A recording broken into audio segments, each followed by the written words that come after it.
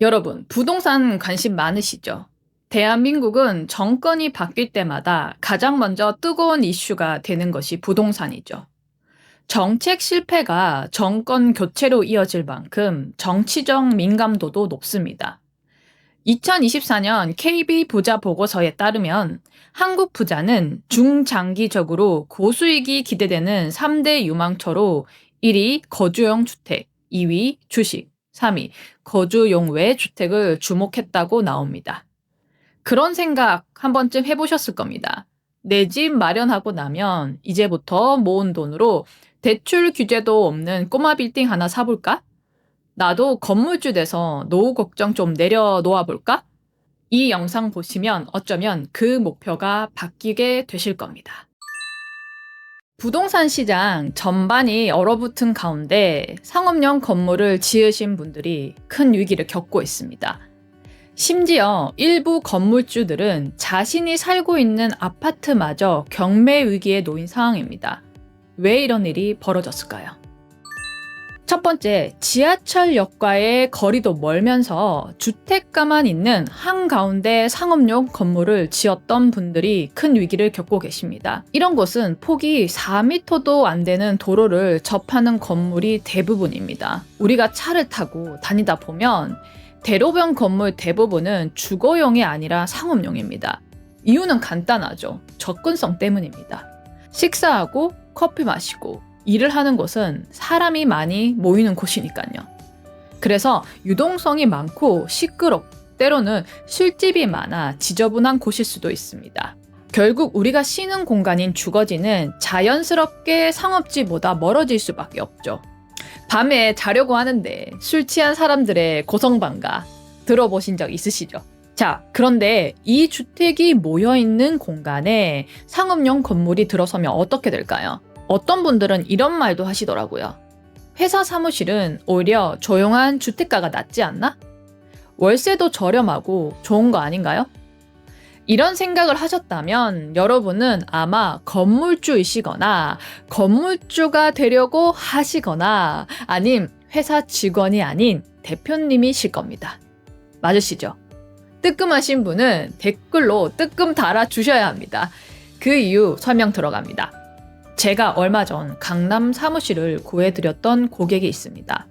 이분은 2년 전에도 제가 구해드렸던 분이셨는데 사업이 성장했고 계약 만기도 도래했습니다. 그래서 새로운 사무실이 필요하셔서 일을 잘하는 저에게 또 연락이 오셨습니다. 조건을 먼저 보내주셨어요. 금액이나 날짜가 중요한 게 아니고요. 희망사항을 보세요, 여러분. 평지를 희망하나 언덕이 있어도 경사가 너무 높지 않았으면 합니다. 주변에 편의시설이 있는 곳, 즉 카페나 식당이 있는 곳을 말씀하시는 거죠. 그리고 가장 중요한 건 이것이었습니다. 제가 지역을 오래 고민했는데 압구정할지 선정릉할지 을지병원 할지 등등 결론적으로는 직원들이 편하게 다니려면 어디가 됐든 역세권이면 좋겠다고들 해서 백투더 베이직으로 돌아간 케이스입니다. 어디든 전철역에서 너무 멀지 않는 곳이면 좋을 것 같습니다. 진짜 예비 건물주분들 이 멘트 별 5개 시험 나옵니다. 진짜 너무 중요합니다. 베이직으로 돌아갔다고 말씀하시잖아요.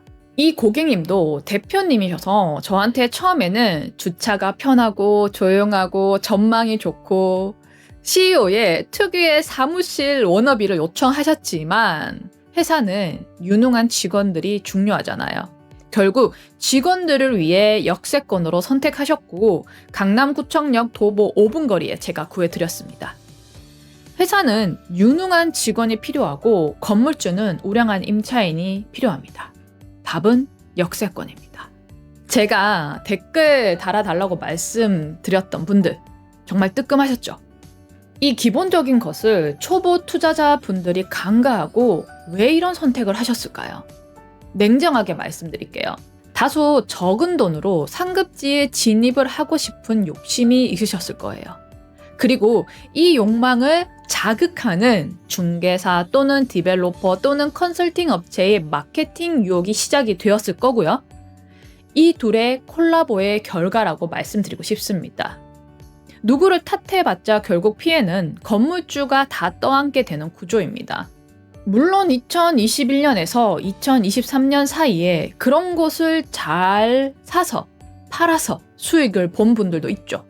그건 유동성 장세 덕분에 땅값이 거의 2배 오른 예외적인 시기였습니다. 그래서 영상 끝까지 보셔야 합니다. 제가 건물주 되려면 밸류맵이라는 사이트 꼭 보셔야 한다고 했죠. 역세권에서 멀어질수록, 특히 주택가일수록 실거래가나 매물가의 평당가는 당연히 저렴합니다. 저렴하니 적은 돈으로 상급지를 살 수 있어 보이지만 문제는 거기서 시작됩니다. 상급지라 건물 살 때 대출 잘 나옵니다. 땅만으로 은행 감정가가 잘 나오기 때문이죠. 그럼 자기가 살고 있는 아파트까지 경매가 되는 건물주분들은 왜 그럴까요? 지금은 어려워졌지만 2024년 3분기 정도까지만 해도 상급지는 땅을 사는데 80% 대출과 신축을 하는데 들어가는 공사대금의 70%를 대출해줬습니다. 하지만 모든 게 신용대출로 이루어진 게 아니고 은행에서는 리스크를 낮추기 위해 공동담보를 요청했었습니다.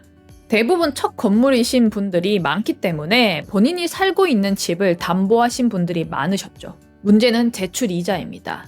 월세 2천, 3천을 받아도 이자와 건물 유지비로 다 나가버립니다. 게다가 언덕에 주차 불편하고 식당도 없는 신축 건물에 누가 사무실 없고 장사하겠습니까? 결국 건물주와 임차인의 임대료 접점은 멀어지게 되고 이자를 감당 못해 위기에 빠지는 겁니다.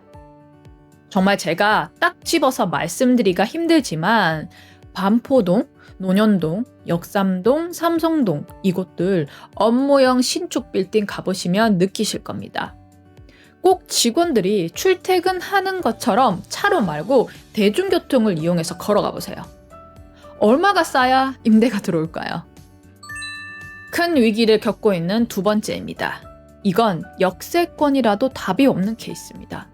바로 주택을 업무용으로 리모델링한 경우입니다. 연남동이나 성수동처럼 감성 있게 잘 살린 경우가 아닙니다. 신축과 리모델링 구분 어렵다고요. 세움터라는 사이트에 들어가셔서 건축물 대장을 조회해보세요. 건축물 대장의 사용 승인 날짜를 확인해보세요. 신축인데 날짜가 오래되었다면 리모델링입니다. 이렇게 오래된 주택을 리모델링한 건물은 구조보강이라는 것을 합니다. 간단히 말씀드리면 건물은 기둥이 필요하죠. 주택은 몇몇 벽들이 기둥 역할을 합니다. 내력벽이라고도 하죠. 그럼 업무용으로 건물을 바꾸려면 이 내력벽을 쳐내야 합니다. 기둥이 없어지니 대신 H빔 같은 걸로 지지를 해주는 겁니다. 그 과정에서 공간 한가운데에 생돈 맞은 기둥이 세워지는 경우도 생깁니다. 20평짜리 공간이 실제로 10평도 안 되는 공간처럼 보이는 이유입니다. 하지만 건물주분들은 20평에 맞춰서 임대료를 측정하시겠죠? 당연합니다. 구하러 오는 임차인은 10평으로 보는 겁니다. 동상이몽이 되는 거죠. 또 무조건 생기는 문제, 바로 층고입니다. 사무실과 상가는 천장이 높아야 쾌적하고 장사도 잘 됩니다. 그런데 기존 주택은 천장이 낮습니다. 지금 여러분 천장 보세요. 낮죠? 이런 곳에 그 사각형 천정형 에어컨이 달린다고 생각해 보세요. 어쩌면은 키가 크신 남자분들은 머리가 닿을 수도 있습니다. 그리고 우리 몸에도 코어가 중요한 만큼 건물도 코어라고 불리는 곳이 있습니다. 계단과 엘리베이터 공간이죠.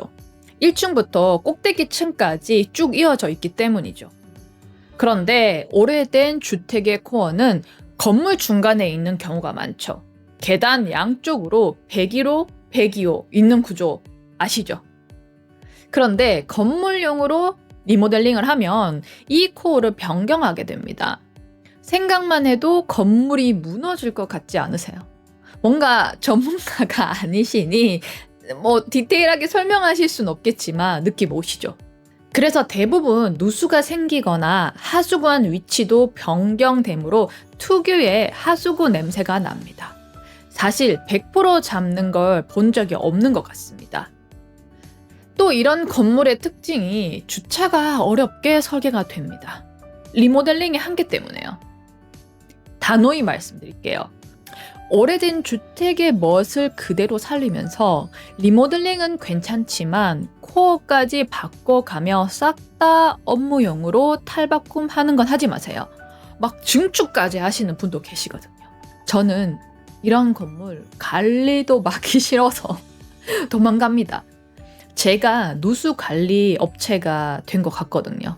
지금은 규제도 많아져서 제대로 리모델링 하려면 신축 비용이나 크게 차이 없는 경우도 많습니다.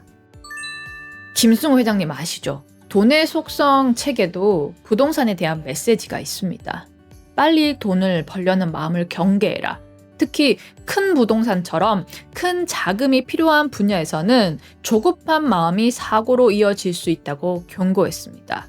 주식은 5년, 부동산은 10년. 그만큼 장기적인 관점에서 봐야 한다는 의미겠죠.